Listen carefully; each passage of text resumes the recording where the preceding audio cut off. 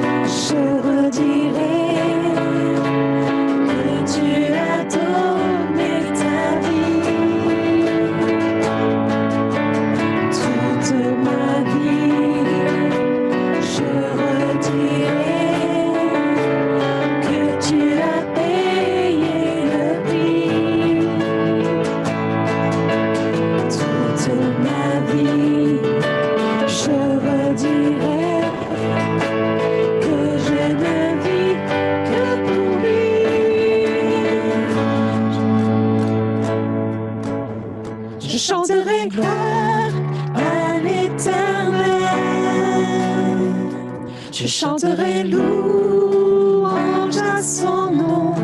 Je chanterai Dieu, mon essentiel.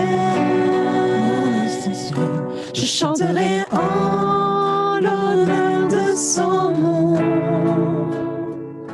Je chanterai gloire à l'Éternel.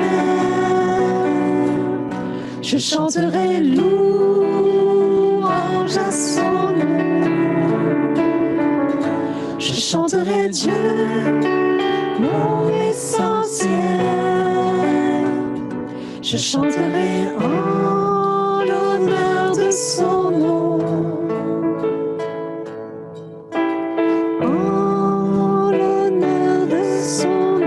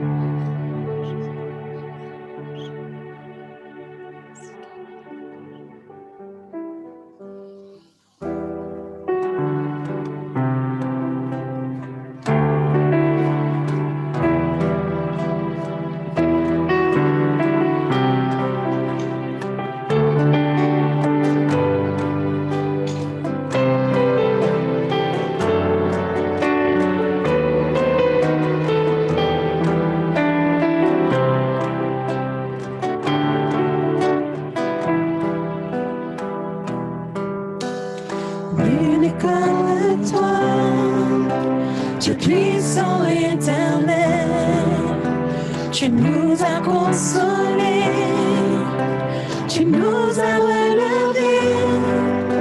Ton amour est si fort pour restaurer, sauver. Tu es merveilleux dans tout ce que tu fais. Tu es merveilleux dans tout ce que tu fais. Nul n'est comme toi, ta peur est un ami. C'est tendre et si patient, tu corriges et conduis, toujours à nos côtés, toujours pour nous aider. Tu es merveilleux dans tout ce que tu fais. Tu es merveilleux dans tout ce que tu fais. Nul n'est comme toi, Dieu d'amour et de paix, justice et vérité. En toi tout est parfait.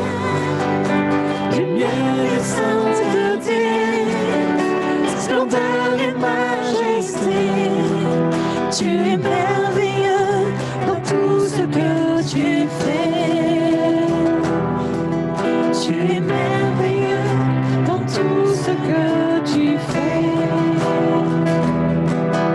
Tu es merveilleux dans tout ce que tu fais. Mon Père et mon Sauveur, mon âme et mon Seigneur, tout ce que tu fais. Tu es merveilleux, tu es merveilleux dans tout ce que tu fais.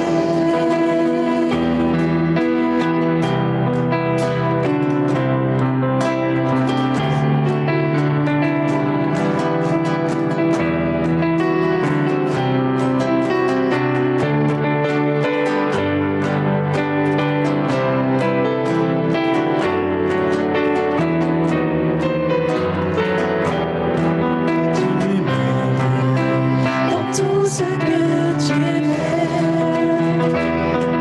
tu es merveilleux dans tout ce que tu es. Tu es merveilleux dans tout ce que tu es. Mon Père et mon Sauveur, mon Père et mon Seigneur, tu es merveilleux dans tout ce que tu es. Tu es merveilleux dans tout ce que tu es. Tu es merveilleux dans tout ce que tu es. Tu es merveilleux dans tout ce que tu es.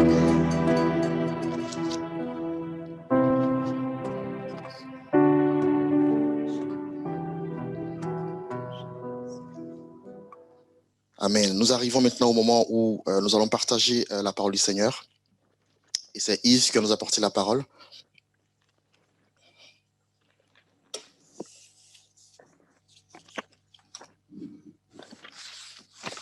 Nous allons prier. Seigneur, je te bénis. Je te dis merci, Seigneur, pour cette grâce. Je te confie, Seigneur, mon frère qui va parler de ta part ce matin. Seigneur, je prie que lorsqu'il ouvre la bouche, que ce soit toi qui parles, Seigneur, au travers de lui. Que tout ce qui est de l'humain, Seigneur, puisse laisser place à ton esprit, Seigneur.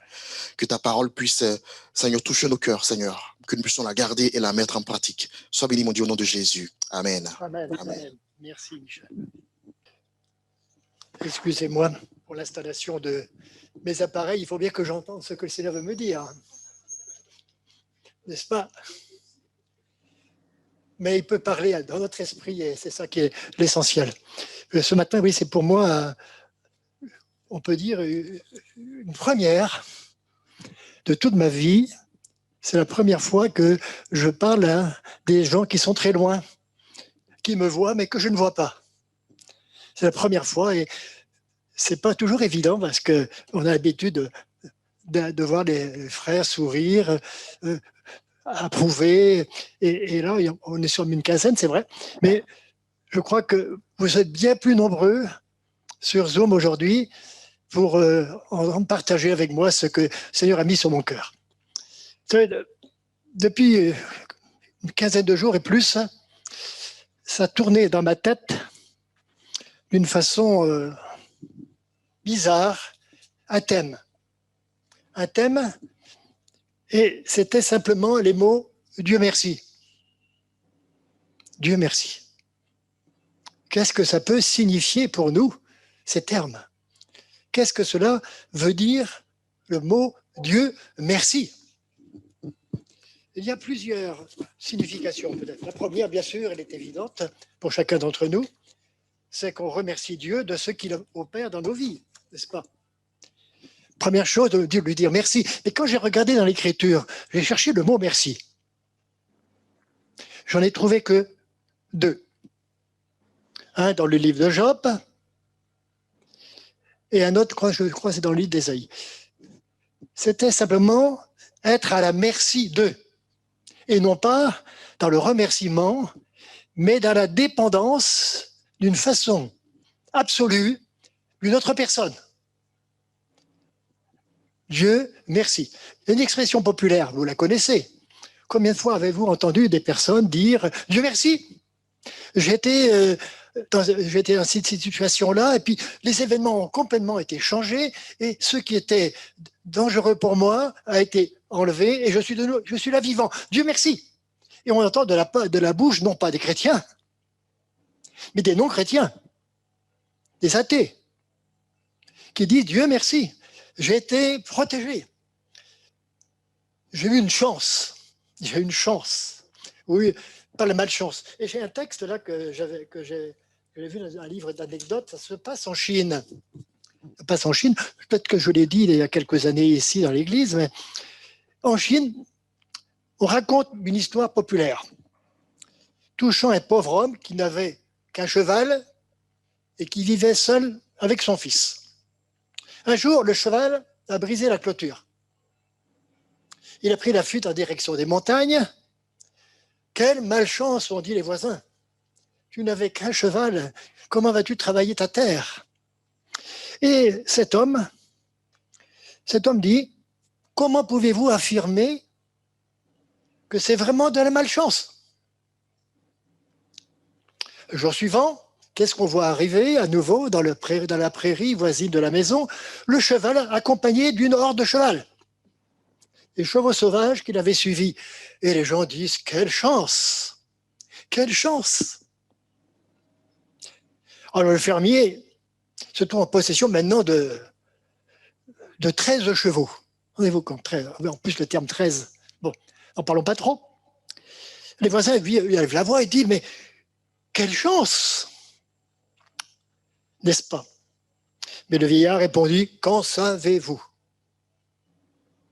Quelque temps après, le jeune homme, le fils du fermier, voulait dresser les chevaux et voilà qu'un des chevaux lui envoie une ruade et il se trouve avec sa jambe brisée. Ah. Les voisins disent encore, mais quelle malchance! Alors le paysan dit, qu'en savez-vous? Voilà que 2 semaines plus tard arrivent des enrôleurs, un agent du gouvernement qui vient chercher les jeunes gens pour aller à la guerre. Et tous les jeunes gens du village sont enrôlés de force, pourrait-on dire. Et aucun ne reviennent après les combats. Et alors, les gens vont dire, mais quelle chance! Quelle chance! Quelle leçon pouvons-nous voir à travers cela, pour chacun d'entre nous?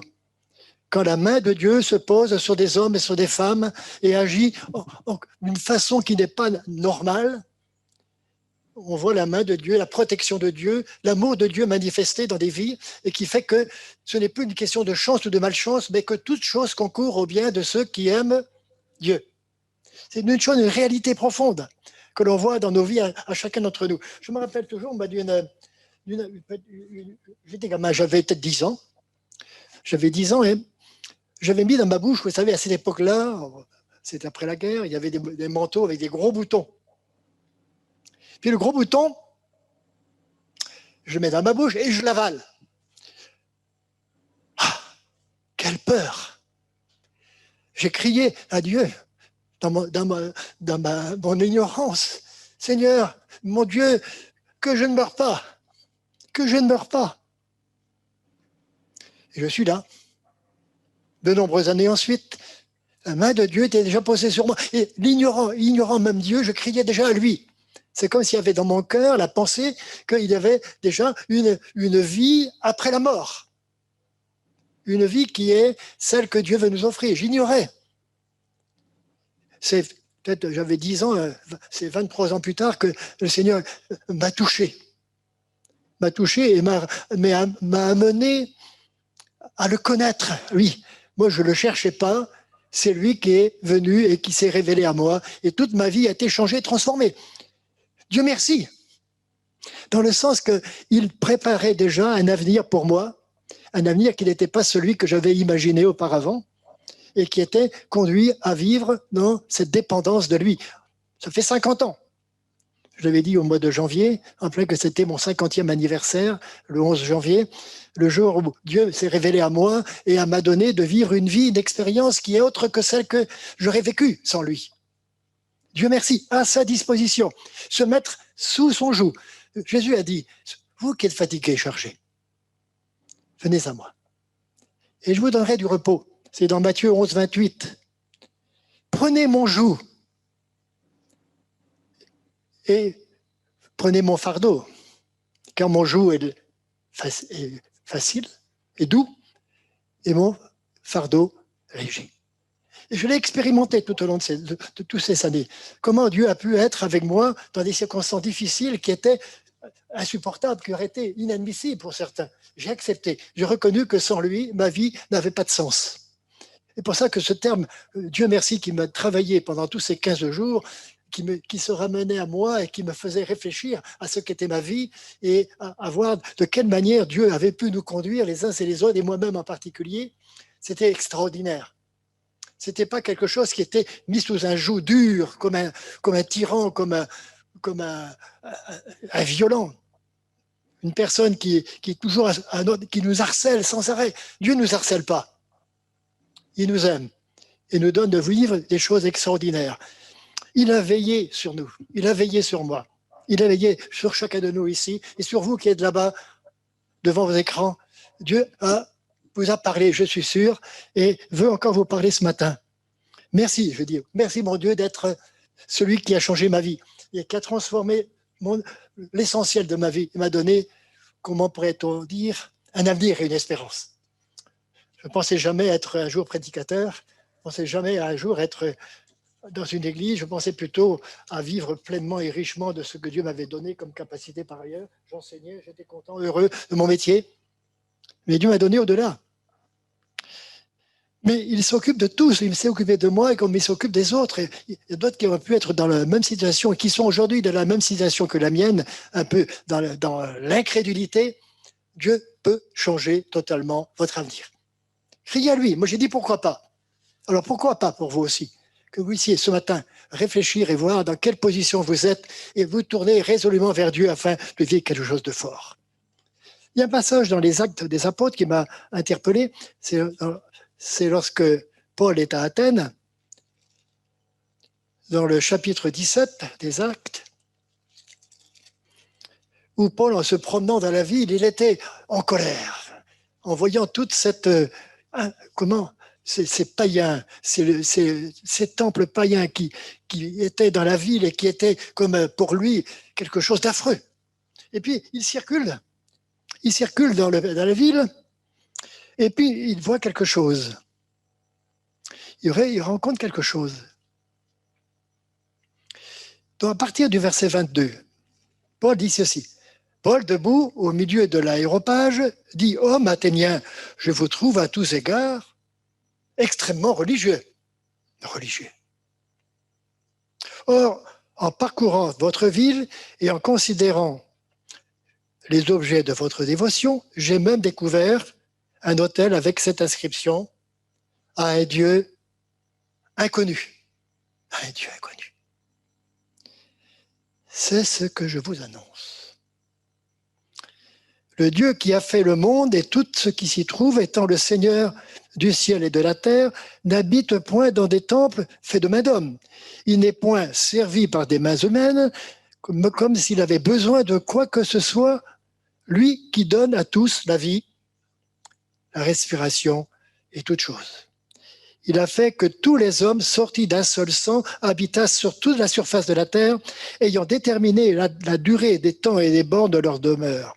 Il a voulu qu'ils cherchassent le Seigneur et qu'ils s'efforçassent de le trouver en tâtonnant, bien qu'il ne soit pas loin de chacun de nous. Car en lui, nous avons la vie, le mouvement et l'être. Et c'est ce qu'ont dit aussi quelqu'un de vos poètes, de lui nous sommes la race. Nous sommes issus tous sur la terre d'un même homme et d'une même femme. Si nous croyons que la parole, l'Écriture dit la vérité, Adam et Ève étaient nos ancêtres. C'est lui qui a créé l'homme et la femme. Chacun des habitants de la terre dépend de cette naissance. Nous le croyons. Et ne pouvons que proclamer et dire aujourd'hui encore que nous sommes tous des créatures de Dieu. Quel que soit notre pays, notre couleur, notre façon de vivre, nous sommes tous des créatures de Dieu que Dieu a mis sur la terre pour qu'elle puisse remplir la terre. Et elle a rempli aujourd'hui, que nous regardons 7 milliards 500 millions d'habitants environ. Il y a un peu plus de 100 ans, il y avait peut-être à peine 2 milliards. La terre est remplie. Et nous savons aussi que sur cette terre, nombreux sont ceux qui proclament l'évangile, qui sont les ambassadeurs, qui sont les envoyés, et qui montrent que Dieu est là et qu'il veut les bénir et les encourager. Ne pas les mettre sous des jougs, comme on voit dans certains pays où il y a des crimes horribles qui se produisent d'homme à homme, mais Dieu est là pour nous donner la vraie vie, le mouvement et l'être. Et on n'est pas simplement, nous, des privilégiés. Le fait d'avoir connu Dieu ne nous donne aucun privilège. Aucun privilège nous est donné. Nous avons à vivre pleinement de ce qu'il nous donne. Accepter même les épreuves et les difficultés, les deuils, les séparations, les violences que nous pouvons voir. Jésus a dit, si on vous frappe sur la joue droite, tendez la joue gauche.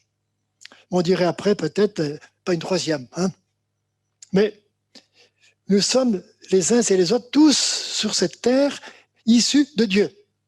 Quand on regarde la génétique aurait bien voulu que les choses soient autrement. Mais quand nous regardons les peuples sur la terre, la génétique, les génomes, toutes les choses se ressemblent. Je pense qu'il n'y a que 8 groupes sanguins sur la terre. 8. Il y a le A, le B, le AB et le O, avec les rhésus plus ou moins. Combien de personnes ont été sauvées du déluge? Combien? 8. 800 groupes sanguins. 8. Nous sommes des descendants de Noé et de sa famille. Ah, si on le dit, le monde, mais vous êtes malade. Mais nous le croyons, parce que la parole le dit. On sait qu'il n'y a eu que 8 personnes qui ont été sauvées. Et que toute la terre est issue de ces 8 personnes. Nous ne sommes pas des étrangers, nous ne sommes pas des gens différents, nous sommes tous ceux et celles qui peuvent dire que nous sommes une créature de Dieu sauvée à travers le déluge. Il n'y a pas de distance. Quand on regarde Ismaël et Isaac, ils sont frères, ils sont le même père. Et quand on regarde aujourd'hui ce qui se passe, comment on peut devenir des ennemis qui insistent avec une puissance incroyable de ne pas accepter l'autre. Mais nous, en tant que chrétiens, nous sommes les uns et les autres, comme je disais tout de suite, à la merci de Dieu, sous sa domination, mais une domination qui est paternelle. Ce n'est pas une domination tyrannique. Il nous apporte ce matin, à chacun de nous, de voir que, quoi qu'il arrive, nous pouvons croire que Dieu va nous entourer et nous fortifier. Je rappelle toujours l'histoire du sadhu. Vous savez, le sadhu, Sundar Singh. Lorsqu'il s'est converti, il était tout jeune, je crois qu'il avait 16 ans ou 17 ans. C'était un brahmane qui était d'un haut niveau déjà. C'était un garçon intelligent il voulait vivre le nirvana. Et puis il dit, ma vie maintenant, c'est fini, la réincarnation, je vais me jeter sous le train, m'allonger sur sur la voie ferrée et puis laisser le train passer tout court et je redeviens une autre personne encore plus forte que ce que je suis. Puis Dieu s'est révélé à lui. Jésus s'est apparu à lui. Et Jésus lui a dit, qu'est-ce que tu fais là? Ce garçon a été foudroyé. Dieu, merci. Il a mis sa main sur ce garçon qui est devenu ensuite un apôtre, on peut dire, quelqu'un qui avait une puissance spirituelle énorme, mais une douceur, une simplicité, une humilité qui était tellement belle. Il avait eu une vie extraordinaire et quand il est venu en Europe, il a été parfois déçu de voir le comportement qu'il pouvait avoir chez les chrétiens. Il était déçu, mais on peut être déçu, c'est vrai, mais on peut changer, on peut être transformé. Et aujourd'hui, je pense que Dieu veut agir et œuvrer dans les vies pour leur donner vraiment de se connaître, de rencontrer, non pas d'avoir entendu parler. Comme Job disait, j'avais entendu parler de toi, mais maintenant mon œil t'a vu. Je me repens et je me recouvre de cendres et de sacs. On peut entendre parler de Dieu, mais il faut le voir à l'œuvre. Il faut le regarder à l'œuvre. Moi, je vois à travers tous, chacun d'entre vous ici, présents, et ceux qui sont en train d'écouter et d'être devant leur écran, ils ont dû faire des expériences avec Dieu. Pourquoi ne témoignent-ils pas? On a un témoignage à porter de victoire sur l'épreuve et sur la difficulté dans le quotidien de notre vie. J'ai traversé quelques épreuves. Il y a eu le deuil dans la famille, il y a eu presque mon départ pour le ciel, mais Dieu m'a gardé sur la terre. Il m'a permis que je puisse encore être là, comme ce matin, pour pouvoir partager avec vous ce que Dieu a mis sur mon cœur. Nous avons besoin, frères et sœurs, de la miséricorde de Dieu et de l'amour de Dieu dans chacun de nos quotidiens, dans le quotidien de notre vie. Je ferai miséricorde à qui je veux et j'endurcirai qui je veux, dit l'Écriture. Quand Paul parle de ce que Pharaon était, comment il a pu endurcir son cœur pour que le peuple d'Israël s'en aille et quitte l'Égypte, mais peu de temps après avoir quitté, il était déjà en révolte. Ce peuple a été un peuple rebelle. Et pourtant Dieu, et pourtant le Seigneur lui a apporté de grandes choses. Jésus, le Messie, qu'ils ont besoin de reconnaître aujourd'hui. La puissance de Dieu peut se manifester dans ce peuple aujourd'hui. On peut prier pour ce peuple pour qu'il découvre vraiment l'Évangile et qu'il reconnaisse que sans Dieu, il n'est rien. On peut en parler, on ne peut pas le défendre, on voit combien de gens ont tendance à vouloir défendre Dieu. C'est Dieu qui a la capacité de se défendre lui-même et de nous défendre nous. C'est pour ça que ce merci que nous avons dans notre vie, dans notre cœur, nous devons bien le reconnaître comme étant une protection divine qui dépasse tout entendement. Paul, quand il est parti pour l'Italie et qu'il y a eu cette tempête sur la mer Méditerranée et qu'elle a duré un certain nombre de jours, ils sont arrivés près de l'île de Malte et ils étaient à bord du bateau, je crois, 270 personnes. Les marins voulaient s'en aller en les laissant à bord, en prenant la chauffe. Paul a dit, ne faites pas cela, parce que je sais que Dieu va nous garder et va nous donner de vivre encore aujourd'hui plus longtemps. Il n'y aura pas une seule personne parmi vous qui sera morte. Et c'était vrai. Ils sont arrivés sur Malte. 270 personnes. Il a dit, il était assuré de la protection de Dieu sur ce voyage et sur ces hommes. Malgré la tempête, malgré les vents déchaînés, malgré l'eau déchaînée, Dieu les a protégés. Et quand Paul est arrivé sur Malte et qu'il est allé près d'un feu et qu'une vipère l'a piqué et que tout le monde attendait qu'il meure, il a secoué la main par le feu, la vipère est tombée et le Seigneur l'avait gardé. Il nous gardera nous-mêmes de tous ces dangers. Et on peut dire vraiment au Seigneur ce matin, merci pour ce que tu accomplis. Merci pour ce que tu donnes à chacun d'entre nous. J'avais trouvé un texte il y a longtemps dans un journal chrétien. C'était un texte que Lucien Clerc, qui était un pasteur des églises baptistes, un responsable, avait écrit dans ce journal. Je vais vous le lire. Sachons dire merci à celui qui vient, qui tient tout, qui a tout dans sa main. De qui vient tout. Nous avons les uns et les autres des soucis, des peurs, des craintes. Aujourd'hui, crions à lui et bénissons-le. Remercions-le car il prend soin de nous. Merci pour le pardon que tu m'as accordé. Merci pour cette vie que tu me donnes de vie à partir d'aujourd'hui. Merci pour les frères et sœurs spirituels que tu m'as donnés. Merci pour la liberté que j'ai en toi. Merci pour cette paix que tu mets en moi. Et il disait, je te rends grâce pour toutes choses. Merci pour la joie d'être ce fils ou cette fille prodigue, perdue et retrouvée.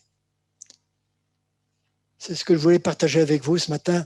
Et je veux croire que vous avez entendu le message et que vous êtes là aussi réfléchissant et pensant à quel avenir vous réserve le Seigneur. Sans lui, je répète souvent, vous ne pouvez rien faire. Jésus l'a dit, sans moi, vous ne pouvez rien faire. Si je ne suis là, ce que vous faites est vain. Nous voulons dire ce matin, je veux dire encore merci pour la longue vie que tu me donnes, pour tout encore ce temps que tu me permets d'apporter ce que j'ai sur le cœur. Et c'était vraiment pour moi ces 15 jours quelque chose où j'étais perturbé. Ce matin, dans la nuit, j'étais en train de dire comment je vais parler, de quelle manière je vais pouvoir dire les choses, de quelle façon je vais pouvoir apporter un message pour la première fois dans un public que je ne vois pas. Mais je sais que vous me voyez et que vous êtes attentifs et que nous pourrons nous revoir dans des temps qui vont venir, que ce confinement va se terminer, que nous pourrons nous retrouver tous ensemble dans ce lieu pour louer et pour bénir le Seigneur, pour le remercier, pour lui apporter encore toute notre louange et notre adoration et dire merci mon Dieu de la délivrance que tu nous apportes. Alléluia. Amen. Amen. Merci Yves pour cette très belle méditation, cet encouragement. Dieu merci. Je pense que je dirais plus ça comme je le disais avant en tout cas. Voilà, nous arrivons quasiment au terme de notre culte de louange et d'adoration. Juste quelques annonces. Je vais laisser Robert vous annoncer, enfin vous donner une nouvelle et puis ensuite je finis avec vous. Merci. Oui, bonjour à tous. Alors, Yves nous a dit qu'en toute situation, il fallait remercier. Et c'est vrai qu'on n'est pas exempt des épreuves. Et ce matin, je voudrais partager avec vous une nouvelle difficile, mais il faut le faire, puis on va prier. Il s'agit du pasteur Frank von Mullen, pasteur à Dole, que nous connaissons bien, qui travaille aussi avec Michael Massot, le fils de Jean-François. C'est une église que nous rencontrons, nous avons des liens un peu historiques, et puis régulièrement, les uns ou les autres sont partis à apporter des messages là-bas. Et nous avons appris avant-hier matin que le fils de Frank, Rudy, 47 ans, est décédé subitement d'une crise cardiaque. Donc, Franck et Marie-Jo ont, évidemment, c'est une épreuve terrible. Ils ont déjà eu des lourdes épreuves. Ils servent le Seigneur fidèlement depuis des années. Alors, je vous propose simplement qu'on prie pour eux maintenant, quoi. Seigneur, notre Dieu, nous te bénissons. Nous te remercions, et c'est vrai, Seigneur, de tout notre cœur, de ce que tu as déchiré le voile et tu nous as appelés. Tu nous as choisis, c'est extraordinaire, Seigneur, et toi, tu appelles aussi des hommes à te servir d'une manière particulière. Ce matin, je voudrais te remettre Franck et Marie-Jo, Seigneur, dans toute leur vie, dans les épreuves qui ont été traversées, Seigneur, ils se sont toujours tournés vers toi. Alors ce matin, nous te les confions toute l'Église, Seigneur, de Dole, dans l'épreuve traversée, là, en ce moment, et vraiment, nous te demandons de les soutenir, de les relever encore une fois. Souvent, le juste est éprouvé, Seigneur, mais toujours, tu le relèves. Alors, Seigneur, guide-nous aussi pour leur manifester notre amour fraternel, simplement, de parfois pleurer avec ceux qui pleurent et d'être simplement à leur côté. Nous nous confions vraiment en toi et nous te les remettons vraiment entre tes mains, Père. Amen. Amen.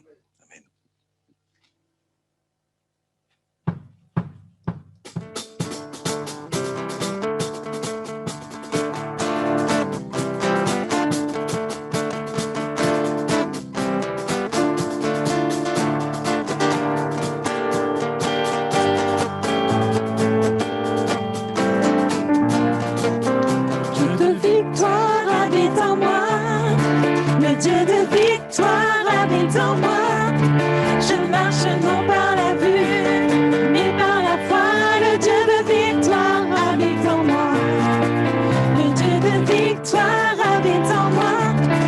Le Dieu de victoire habite en moi. Je marche non par la vue, mais par la foi. Le Dieu de victoire habite en moi. Je chanterai et danserai, car le combat est celui du Seigneur. La victoire est assurée, car notre Dieu est vainqueur. Le Dieu de victoire habite en moi. Le Dieu de victoire habite en moi. Je marche non par la vue, mais par la foi. Le Dieu de victoire habite en moi. Le Dieu de victoire habite en moi. Le Dieu de victoire habite en moi. Je marche non par la vue, mais par la foi. Le Dieu de victoire habite en moi. Je chanterai et danserai, car le combat est celui du Seigneur. La victoire est assurée, car notre Dieu est vainqueur. Je chanterai et danserai, car le combat est celui du Seigneur. La victoire est assurée, car notre Dieu est vainqueur. Dieu de victoire habite en moi. Le Dieu de victoire habite en moi. Je marche non par la vue, mais par la foi. Le Dieu de victoire habite en moi. Le Dieu de victoire habite en moi. Le Dieu de victoire habite en moi. Je marche non par la vue, mais par la foi. Le Dieu de victoire habite en moi. Bon dimanche à tous.